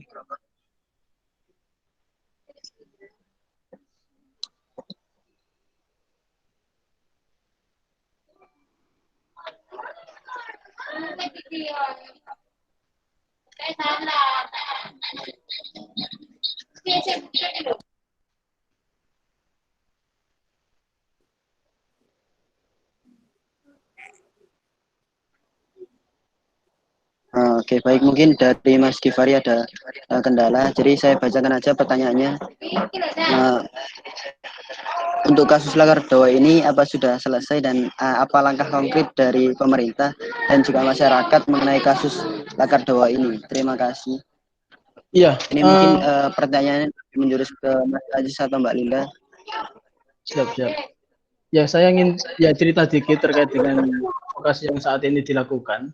Itu teman-teman Pendawa Bangkit ini sekarang sedang melakukan gugatan yang belum selesai. Jadi sekarang masih tahap kasasi di MA. Jadi untuk case yang penimbunan limbah B3 itu belum ikrar, jadi belum mempunyai kekuatan hukum tetap. Dan untuk yang kasus di PT UN terkait dengan litigasinya ini sudah putus.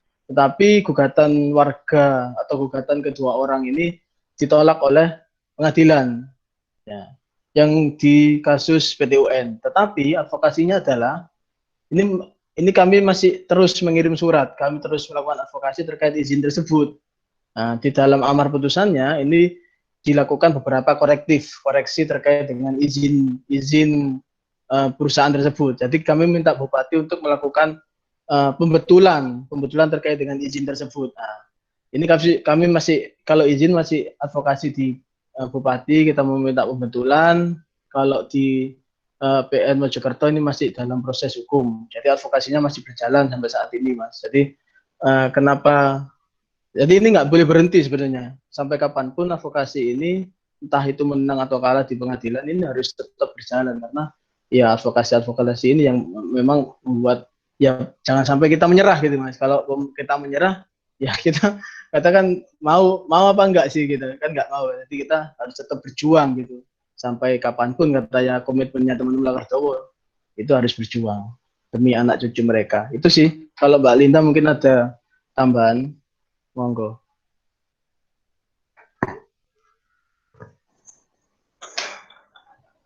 Cukup Mas, dari Mas Aziz saja.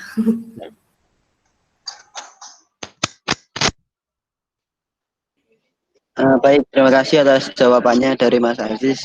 Dan ini ada pertanyaan lagi dari Mas Asal Arsif, mungkin bisa on mikrofon untuk menjelaskan sendiri pertanyaannya.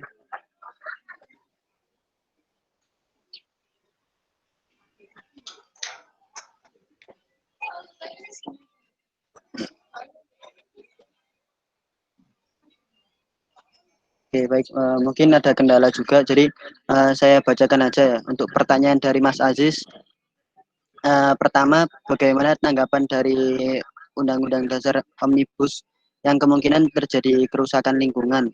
Kira-kira berapa dampak di masa depan bagi Indonesia dengan ini. Yang kedua, bagaimana advokasi limbah B3 ini tantangannya di Lakardowo? Kira-kira tantangan ke depan bagaimana Lakardowo bisa sukses? Itu untuk pertanyaan kepada Mas Aziz. Mungkin bisa dijawab dulu baru masuk ke pertanyaan kepada Mbak Linda. Iya, terima kasih teman-teman. Diskusi ini sangat menarik dan sangat hidup. Jadi terkait dengan yang pertama, bagaimana tanggapan dengan Undang-Undang Omnibus Law. Jadi kemarin kita juga sedang mengaji terkait dengan undang-undang tersebut dan kira-kira berapa dampak di masa kalau kerusakan lingkungan. Jadi ini Omnibus Law kan memutus terkait dengan peran serta masyarakat.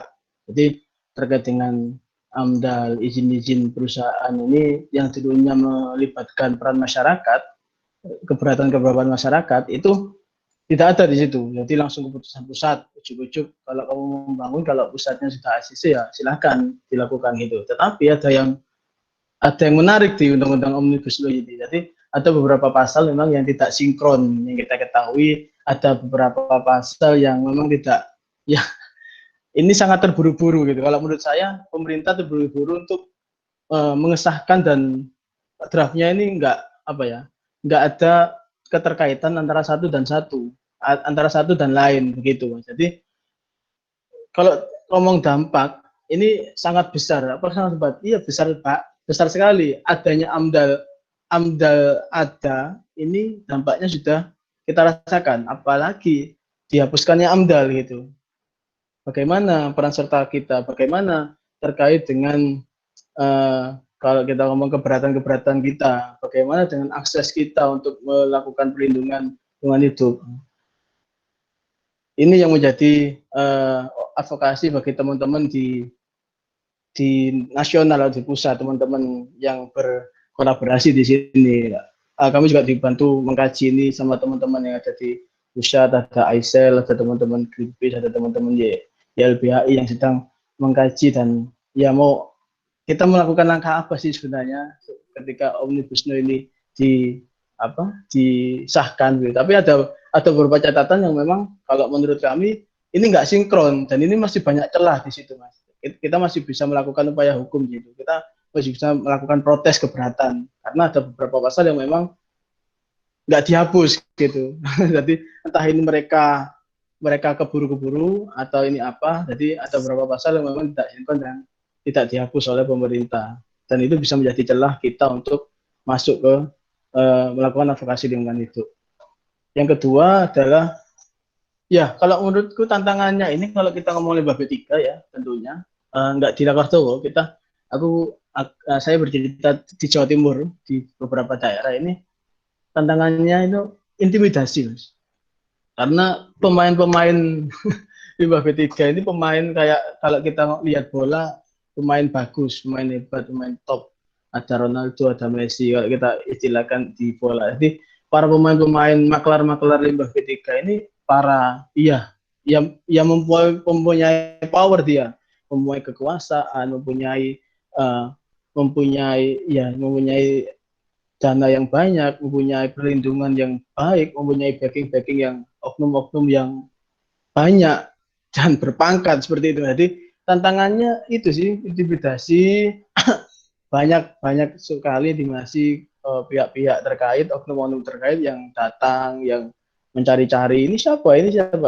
Tapi kalau bagi kami itu memang kerjanya seperti ini, jadi biasalah seperti itu.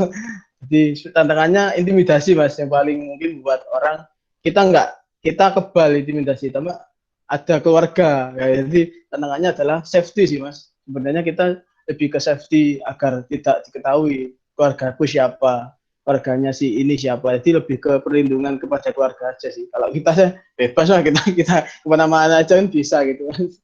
Gitu Mas.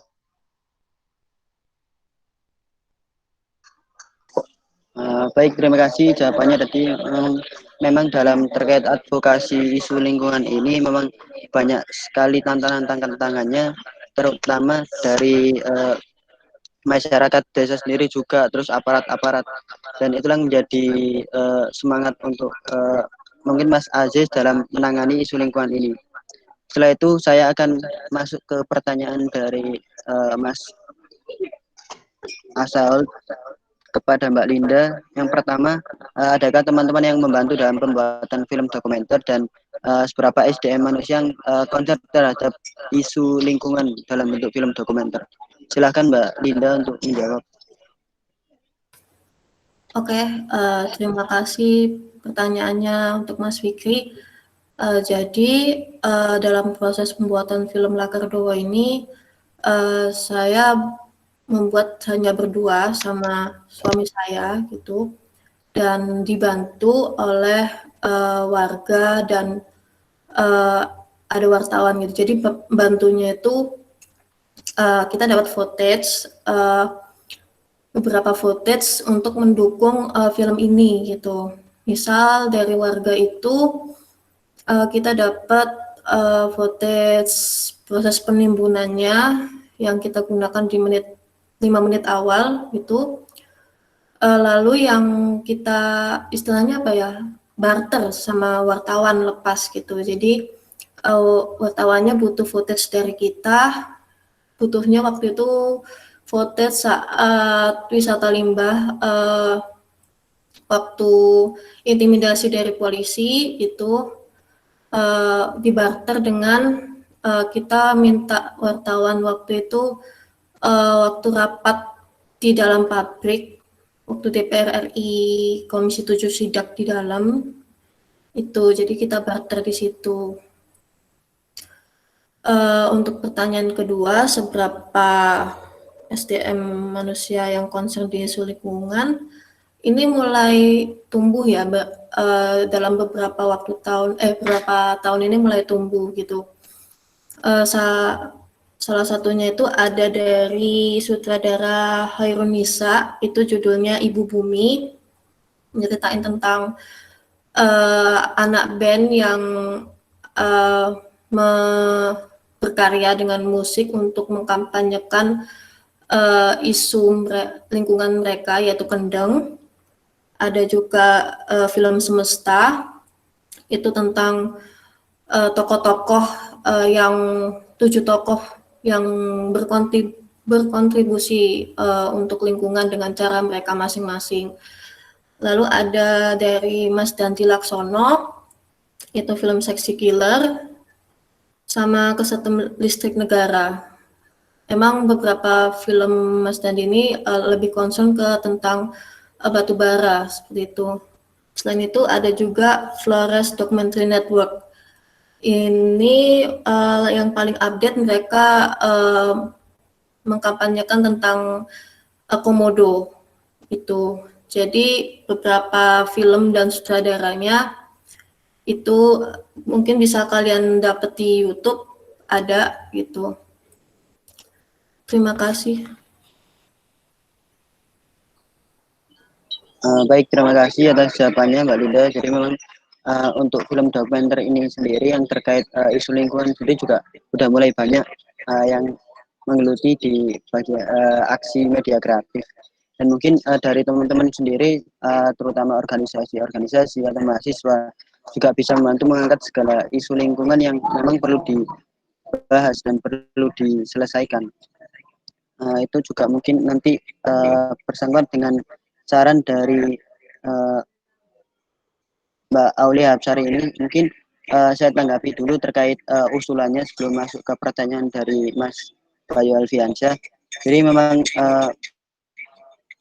usulannya memang menarik untuk dibahas, bahwa aksi kreatif atau aksi-aksi yang memang sekarang menggeluti di media sosial itu memang perlu angkat, dan juga teman-teman seluruh mahasiswa maupun masyarakat juga perlu untuk mengangkat isu-isu seperti ini. Jadi masukan dari Mbak Aulia Absari ini bisa kami terima dari BEM UISI untuk mencoba mengangkat lagi isu ini lewat media sosial. Terima kasih Mbak Aulia Absari. Nah, setelah ini selanjutnya ke pertanyaan dari Mas Bayu Alfiansyah. Bisa on mikrofon, silakan Mas Bayu. Siap. Suara saya terdengar jelas, moderator? Terdengar jelas.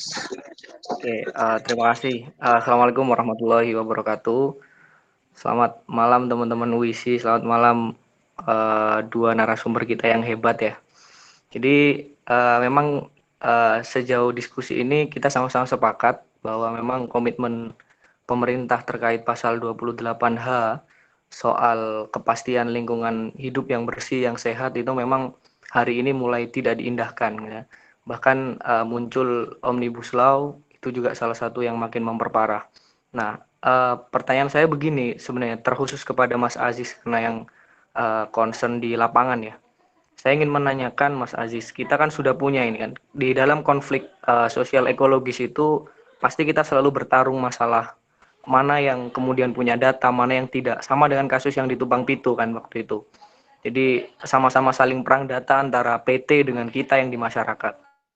Nah, yang menjadi analisa kondisi objektifnya kan di sana. Sekarang saya penasaran sebenarnya Mas Aziz. Nah, waktu itu saya juga sempat datang ke Lakardowo, cuman belum menemukan jawaban. Sebenarnya analisa kondisi subjektifnya seperti apa? Kira-kira siapa yang bermain di sini? Ada kepentingan apa yang dibawa di Lakardowo kan? Itu menjadi hal yang sangat menarik untuk dibahas malam hari ini karena teman-teman perlu tahu siapa yang berkepentingan. Itu pertanyaan. Kemudian saran untuk teman-teman yang ada di UISI ya, khususnya BEM UISI kan. Sebenarnya kita bisa angkat permasalahan-permasalahan lingkungan semacam ini itu untuk dikontestasikan di dalam perlombaan. Misalnya PKM dan seterusnya. Ambillah studi kasus Lakardowo kan gitu. Jangan buat penelitian-penelitian yang penelitian itu sifatnya penelitian langit gitu. Yang kita mengandai-andai, kemudian kita mengikutkan lomba supaya jadi juara kan, nggak di sana. Jadi saya mengharapkan kepada teman-teman UISI maupun dari universitas yang lain, kita sama-sama lah angkat studi kasus hal-hal yang memang dirasakan di lingkungan sekitar. Dengan begitu kampanye kita mungkin akan lebih masif, nggak cuma di sosial media, tapi kita benar-benar bisa menyentuh langsung kepada semua elemen. Mungkin itu dari saya Mas, terima kasih. Sampai ketemu kapan-kapan ya Mas Aziz, nanti saya main ke Lakardowo. Terima kasih. Siap, sama-sama. Silakan.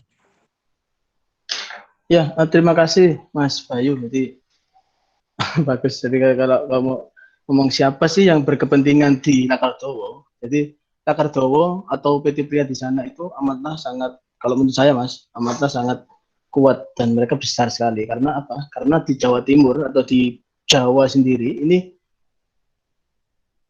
untuk pengelolaan limbah, untuk perusahaan yang pengelola limbah itu yang mempunyai izin untuk saat ini itu memang hanya di PT Pria yang ada di Lakardowo tersebut. Jadi pemerintah, ini kami mengusulkan kepada pemerintah saat itu masih gubernurnya Pak Karwo itu untuk membuat pengelolaan limbah. Jadi pemerintah Jawa Timur membuat pengelolaan limbah sendiri, jadi supaya limbah-limbah terkait terhadap industri-industri semuanya itu dikelola oleh pemerintah, yaitu Jawa Timur, daerah Jawa Timur. Tetapi yang menjadi permasalahan di sini adalah terkait keberadaannya si pemilik atau si kalau kita ngomong direkturnya si PT Pria ini tadi. Jadi ada direkturnya PT Pria ini amat sangat dekat sama orang di pemerintahan presiden yang sebelumnya. Gitu aja, dekat dengan Ibu Menteri Lingkungan juga. Jadi ini yang membuat mereka sangat apa ya? Kalau kita ngomong data, kalau ngomong data, hasil data yang ditumbang itu ini sama. Kami bahkan memanggil atau kami ditolong oleh teman-teman di Shot Internasional. Saat itu ada Flaviano yang dari Italia ke sini untuk mengambil sampel jagung, sampel padi, dan sampel tanah yang ada di area di sekitar industri. Dalam data itu dinyatakan bahwasanya jagung, padi, dan tanah di situ itu tidak cocok untuk dikonsumsi. Jagungnya sudah nggak cocok dikonsumsi oleh manusia, bahkan oleh binatang ternak. Jadi nggak boleh ada beberapa kadar PB timbal yang tinggi, arseniknya yang tinggi di jagung dan di sampel padi. Nah, hasil penelitian itu kita bawa ke pengadilan kemarin, di bulan kemarin kita bawa sebagai alat bukti. Tetapi pihak perusahaan juga mempunyai bukti. Buktinya apa? Buktinya terkait dengan audit ketidakpatuhan PT Pria yang mengeluarkan siapa? Lembaga independen atas rekomendasinya KLHK. Nah, Majelis Hakim lebih mempercayai atau lebih mempertimbangkan terkait dengan bukti yang dikeluarkan oleh pemerintah tersebut, oleh KLHK itu tadi. Jadi di hasil audit pun saat kami sidang, saat kami menanyakan apakah ini referensinya, misal gini, salah satu contoh, air tanah. Air tanah tidak mempengaruhi struktur tanah, nah, kan beda. Kalau di situ ngomong air tanah, yang seharusnya dibahas adalah air tanah, bukan tanah, ya kan? Jadi ada ketidaksinkronan di hasil audit tersebut. Jadi mereka menganalisa air tanahnya tidak mengkontaminasi tanah, ya kan beda. Kalau air tanah ya tidak mengkontaminasi air tanah. Kalau Anda mengecek tentang tanah, tidak mengkontaminasi dengan tanah. Jadi ada dua unsur di situ. Kalau air tanah disamakan dengan air tanahnya lah, gitu. Jangan air tanah disamakan dengan tanah, itu berbeda sekali gitu. Jadi tanah sama tanah, air tanah sama air tanah. Jadi di hasil audit tersebut menyampaikan dalam kesimpulannya air tanah tidak mencemari tanah. Nah, kan tidak sinkron. Kalau kamu ngomong air tanah tidak mencemari, ya air tanah juga gitu. Ngapain kamu ngomong tanah kan gitu. Seperti itu. Itu menjadi perdebatan di persidangan. Tetapi ini kan kekuasaan hakim yang memeriksa. Jadi kita nggak boleh. Kita juga harus menghormati keputusan hakim tersebut. Saat ini kita juga sudah banding kasasi ke Mahkamah Agung. Jadi kita harap untuk hasil yang positif di Mahkamah Agung. Begitu Mas Bayu. Ya, siap. Terima kasih jawabannya Mas Aziz. Jadi siap. Ini ada kan Mas Aziz ya, waktu itu saya sempat sharing sama orang-orang dari Tumpang Pitut. Lantas bagaimana kemudian perjuangan ke depan kan? Perjuangan ke depan untuk kemudian mengakhiri pencemaran dan seterusnya. Kata teman-teman di Tumpang Pitut begini, Mas, kita pernah tutup loh pabrik mereka. Sebenarnya kita bisa tutup lagi nih secara masa dari rakyat. Lakardo kira-kira gimana Mas? Siap nggak kita tutup bareng-bareng? Ya, gini Mas Bayu. Jadi teman-teman Lakardo itu ada, iya memang ada ketika perjuangan ini lama kan, perjuangan lama ini dirasa teman-teman Lakardo kok hasilnya nggak segera dapat sih, kok hasilnya kok seperti ini. Jadi ada beberapa teman yang memang, ayo aku siap menjadi korban, ibaratnya gitu. Aku siap menjadi Budi Pego, kan gitu. Aku siap jadi Cak Budi Pego. Aku siap jadi siapa? Ya teman-teman di Waduk Sepat itu, Cipeng. Aku siap menjadi Cipeng ya kan. Aku siap dikorbankan. Kalau perlu kalau masuk penjara aku siap. Tetapi bagi kami itu kurang efektif Mas Bayu. Jadi janganlah mengorbankan diri untuk hal-hal yang menurut kami tidak perlu dilakukan, seperti merusak pabrik, menutup pabrik, menyegel pabrik. Ada teman-teman juga yang sampai yang kalau kita ingat waktu itu ada terorisan itu yang sempat ramai di Surabaya itu aku mau sewa teroris itu buat bom perusahaan gitu. Ada beberapa opsi-opsi seperti itu. Tapi kami dari tim hukum dan tim advokasi menyarankan agar ya kita lalui sesuai prosedurnya Pak, karena kita di Indonesia negara hukum, dan kalau kita yakin ini perjuangan akan membawakan hasil, kenapa tidak? Ya kita lalui dulu perjuangan ini. Susah senangnya kita lalui, nanti kita bisa ceritakan ke semua orang. Gitu sih kalau dari kita Mas Bayu. Siap, terima kasih Mas Aziz. Iya, Mas.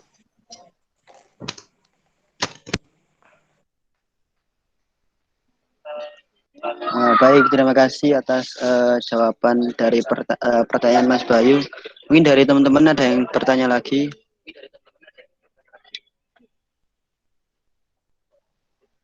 Jadi waktu ada di film dokumenter sendiri kan dijelaskan di akhir-akhir film itu bahwa ada semacam bantuan dari pemerintah daerah, semacam air bersih dari pemerintah. Pertanyaan saya, apakah masih sampai saat ini bantuan itu masih tersalurkan atau sudah berhenti, udah lama gitu ya, Pak? Ya, bantuan ini kan saat teman-teman datang ke Gus Ipul saat itu. Saat itu menemui wakil gubernur saat itu Gus Ipul yang datang sana bersama bersama Ivan, basisnya Slang itu datang ke Rakardowo dan ia melihat langsung kondisi pencemaran, kondisi limbah yang ada di rumah, kondisi bayi-bayi yang mengalami iritasi, melalui gangguan gatal-gatal di kulitnya. Jadi pada saat itu Gus Ipul memberikan bantuan subsidi untuk membeli itu mas, apa namanya tempat air itu apa drum kayak tabung air itu yang besar itu drum tangki air yang besar dan subsidi untuk membeli air. Tapi itu kita hanya berjalan selama sekitar 6-7 bulan saja, Mas. Jadi dana yang diberikan oleh Gus Ipul, kalau Gus Ipul bilangnya ini dari mana Gus dananya? Ini dari uang saya pribadi, Mas, untuk bantu teman-teman yang ada di sana. Jadi Gus Ipul ini bukan dari pemerintah, Mas, tapi dari Gus Ipul pribadi, begitu. Jadi dialokasikan untuk memberikan tangki untuk penampungan air dan subsidi air selama 6 bulan. Tapi saat ini sudah nggak berjalan. Nah, kemarin ada beberapa tangki air yang pecah ya, entah saking lamanya dan memang dia pecah. Ada 2 tangki yang terkelupas dan pecah. Itu Mbak Linda melakukan gerakan untuk membantu teman-teman di sana. Jadi Mbak Linda itu menjual merchandise, menjual kaos ya, kaos Rakardowo,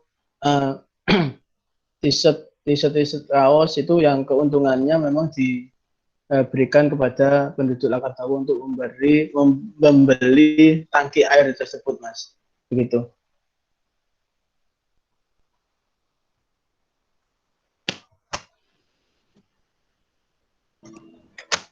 Baik, terima kasih atas jawabannya, Mas Ajis.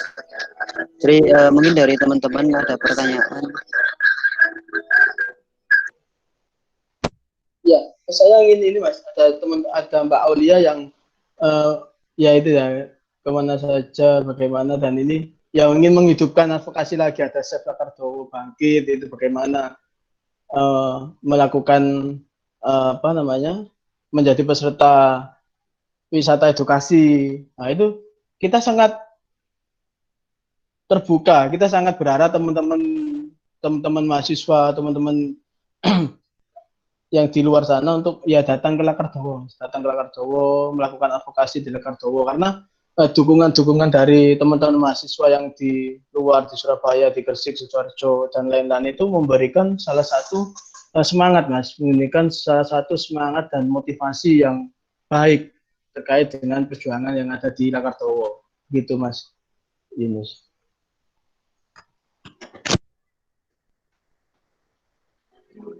Oke, baik, terima kasih.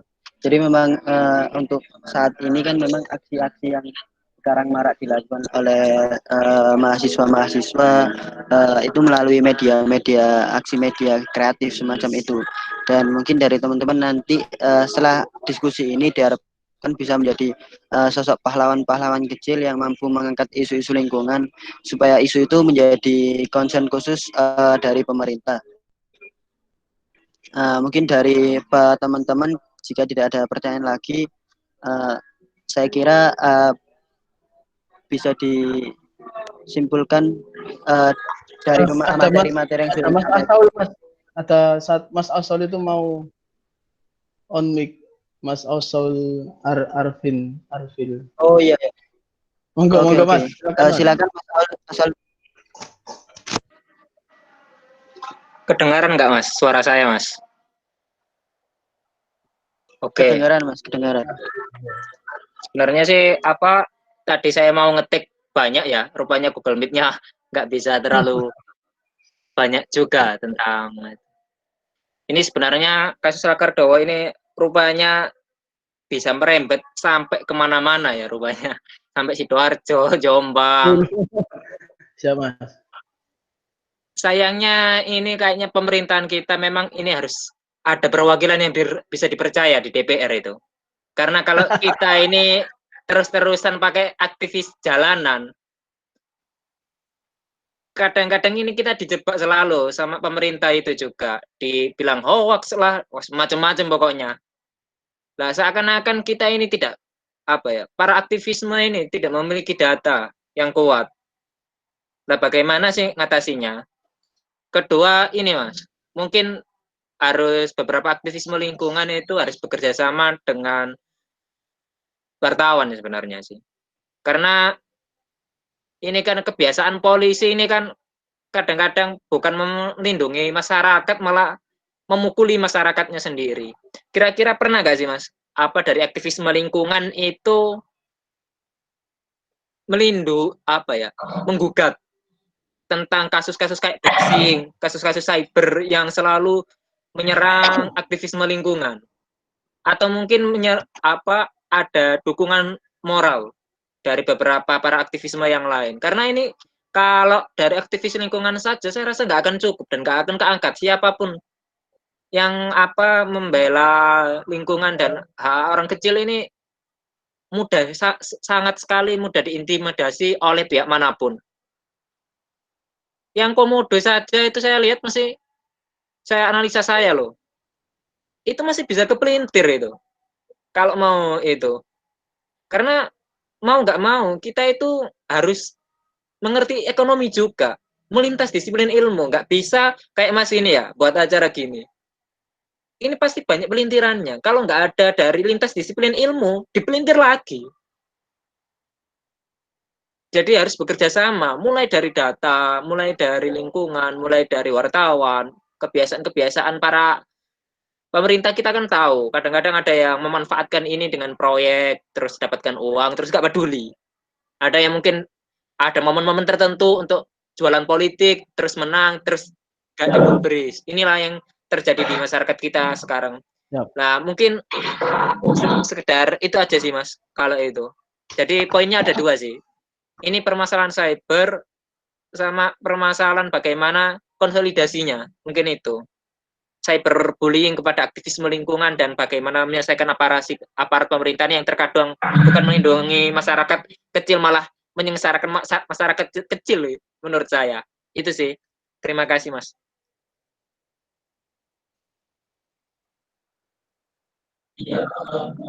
Ya, matur nuwun Mas Asaul. Jadi terkait dengan cyber dan perlindungan ini kami advokasinya gini, tahun 2016 itu warga Lakardowo itu sempat menjadi terintimidasi Mas, sempat terjadi pemukulan terhadap warga-warga yang melakukan advokasi di lingkungannya sendiri. Jadi ya sempat terjadi pemukulan oleh warga, yaitu intimidasi oleh warga, oleh kepolisian di situ. Dan kita tindak lanjutnya itu kemarin memang secara prosedur Mas, prosedur kita laporkan beberapa polisi tersebut yang satuan Kompi ya, satuan Kompi dan nama perwiranya, dan sempat Kapolseknya juga kami laporkan ke Ditpropam Polda Mas. Jadi kita laporkan ke Ditpropam terkait dengan intimidasi dan pelanggaran yang ada di Lakardowo. Tetapi apakah ini efektif? Itu yang menjadi pertanyaan kita. Nah, ketika Propam ini melakukan pekerjaannya, di Propam ini melakukan pekerjaannya terkait apakah ini benar-benar dipukul, apakah ini benar-benar melakukan pelanggaran di lapangan. Nah, saat ini dalam tanda kutip ini tidak ada penyelesaian, Mas Asaul. Ini yang menjadi tantangan kita untuk melakukan advokasi lingkungan dimanapun. Nah, ketika ada intimidasi oleh oknum-oknum aparat, kita melakukan secara prosedur kita memang ada jalurnya terkait dengan pengaduan terkait dengan tindak kekerasan aparat. Nah, ya kami sudah melakukan prosedur tersebut, tetapi kalau aku bilang ngomong aku nggak boleh seujon juga sih, tapi tidak maksimal Mas terkait dengan pelaporan kita terkait dengan yaitu tadi pemukulan kepada warga dan intimidasi kepada warga itu sih Mas. Kalau konsolidasi sih sarannya tadi kami sudah berkonsolidasi, kita sudah menggandeng teman-teman wartawan juga, bahkan ada penelitian dari majalah Tempo kalau sampai baca terkait dengan limbah P3 yang di kawasan militer. itu majalah Tempo, si penulis, kami satu ya ini kami sekedar sharing aja sih, kami diintimidasi oleh beberapa oknum yang mengatasnamakan ya beberapa instansi militer lah, datang mencari-cari siapa namanya. Kami sampai pada saat itu kami merasa ada titik seperti ini, masa sih seperti ini sih nasib kita, dan kita minta perlindungan Mas, karena kita juga nggak boleh apa ya, kalau kita bahasa Jawanya kita nggak boleh cuculan juga, kita minta perlindungan kepada Mas siapa si Amnesty Internasional, kita minta perlindungan kepada Kontras, Mas Haris, kepada teman-teman yang ada di pusat, kepada ya ISEL, ya LBHI, teman-teman Kontras, teman-teman yang mengadvokasi terkait dengan hak asasi manusia. Kita kita juga dibantu oleh ya itu tadi sih, teman-teman ada di pusat, terus majalah Temponya juga membantu kita. Jadi ada beberapa pertemuan di Jakarta itu yang ya ini ada kayak safety house gitu, sampai kita diletakkan di salah satu rumah di ya kawan kita yang ada di Jakarta, seperti kayak rumah pengamanan gara-gara ini tulisan dari Tempo itu keluar Mas. Gitu Mas Saul.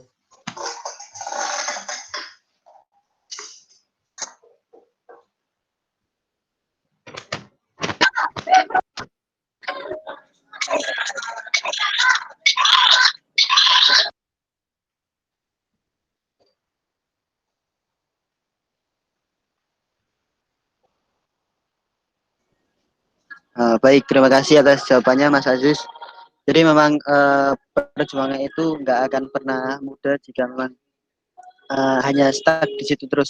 Memang harus diteruskan sampai akhir, dan juga butuh bantuan dari banyak pihak untuk menyelesaikan segala permasalahan yang terjadi. Dan mungkin di kolom komentar ada tanggapan lagi dari Mas Bayu terkait yang disampaikan oleh Mas Asal tadi.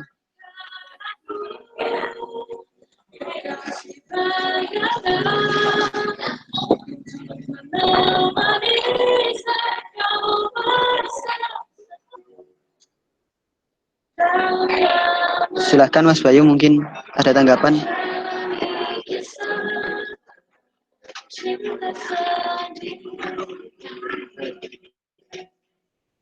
Oke, mungkin dari Mas Bayu sudah cukup, tidak ada kendala mungkin.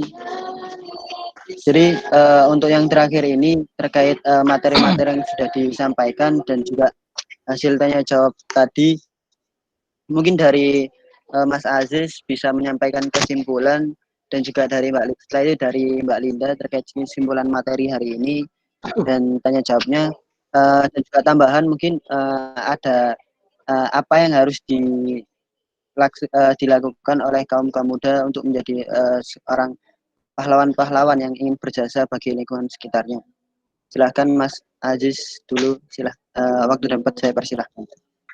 Ya, terima kasih Mas Yunus, moderator. Jadi begini Mas, kesimpulan saya adalah ketika kita mengadvokasi suatu permasalahan lingkungan, ini kita tidak bisa melakukannya sendiri Mas. Kita nggak bisa melakukan sendiri, kita nggak bisa melakukan jalan sendiri, nulis narasi sendiri, melakukan tindakan-tindakan yang menurut kita penting itu sendiri ya. Kita harus ya bersama-sama Mas, kita harus bersama, kita harus berkolaborasi, kalau istilahnya kita harus berkolaborasi multi pihak tadi, berkolaborasi dengan teman-teman wartawan untuk minta tolong ya, membuatkan sebuah berita, berkolaborasi dengan akademisi atau tim penelitian dari institusi perguruan tinggi untuk melakukan identifikasi dan penelitian di sana sehingga mendapatkan data yang valid kalau menurut kita. Jadi kalau saya sih gini, kita nggak bisa sendiri kalau melakukan advokasi lingkungan, kita harus bergandeng dengan banyak orang dan dengan banyak instansi untuk melakukan advokasi yang kita lakukan. Jadi supaya advokasi ini juga kita nggak kalau kita sendiri akan berat gitu Mas. Jadi berat dan tenaga, waktu dan pikiran kita akan terkuras. Kalau kita sama-sama akan lebih gampang dan lebih mudah untuk melakukannya gitu. Untuk saran saya adalah untuk teman-teman lakukanlah sesuatu yang menurut kalian penting gitu. Dalam artian apa? Lakukanlah sesuatu yang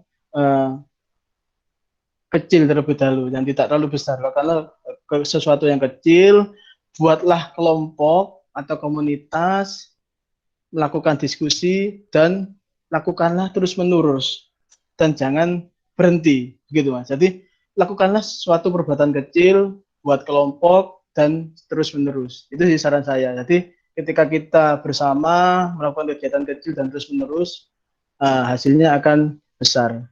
Seperti itu, Mas Yunus. Terima kasih. Baik, sama-sama. Baik, sama-sama atas tanggapannya Mas Aziz. Untuk Mbak Linda, silahkan kesimpulan dari materi hari ini. Oke, terima kasih. Jadi kesimpulan dari materi yang saya sampaikan, saya harap teman-teman bisa belajar dari proses yang saya lewati dalam pembuatan film ini.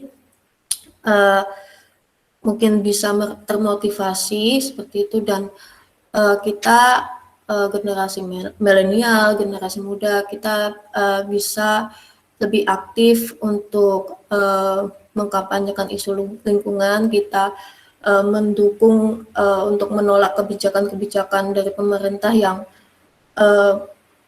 merusak lingkungan seperti itu, bisa lewat aksi aksi yang dari diri kita sendiri yang bisa kita buat gitu, misal dari ilmu yang kita dapat atau dari keahlian yang kita punya seperti itu. Dan pesan saya, kita semua punya hak untuk lingkungan yang baik dan sehat, dan tentu kita juga punya kewajiban untuk menjaga lingkungan tetap sehat. Terima kasih.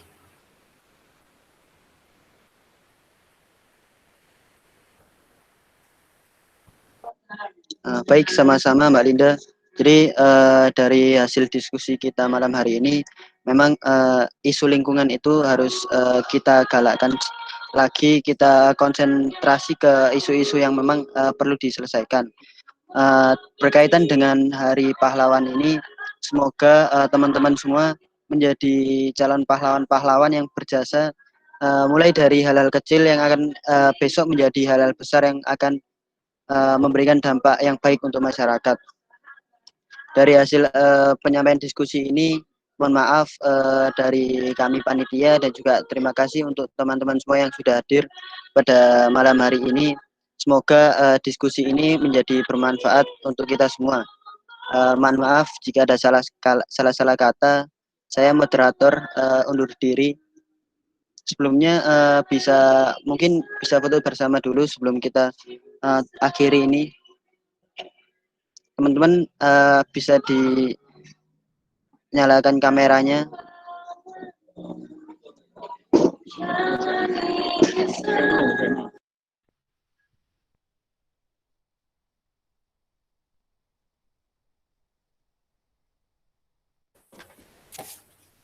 Pak kelihatan.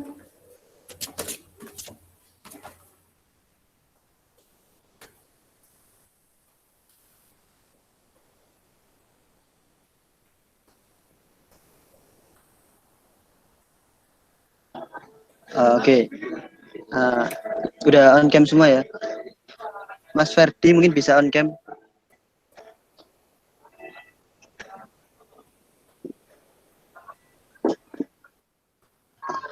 Mohon maaf, kamera saya sedang ada gangguan.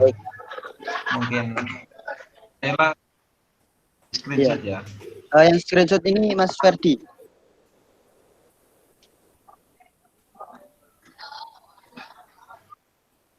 Mbak Dela. Saya Mbak Dela, Mbak Dela. Untuk... Ya, silakan dihitung ya Mas Arendi ya. Oke, baik. Teman-teman udah siap ya? Nah, 1, 2, 3.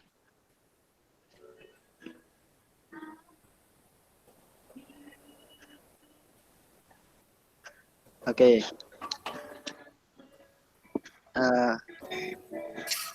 Udah Mbak Dela. Terima kasih buat teman-teman semua sekali lagi. Semoga diskusi ini bermanfaat.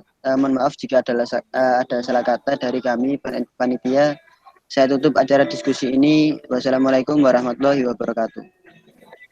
Waalaikumsalam warahmatullahi wabarakatuh. Terima kasih. Waalaikumsalam warahmatullahi wabarakatuh. Terima kasih, Kak. Wabarakatuh. Sama-sama. Terima kasih Linda atas waktunya. Ya, terima kasih.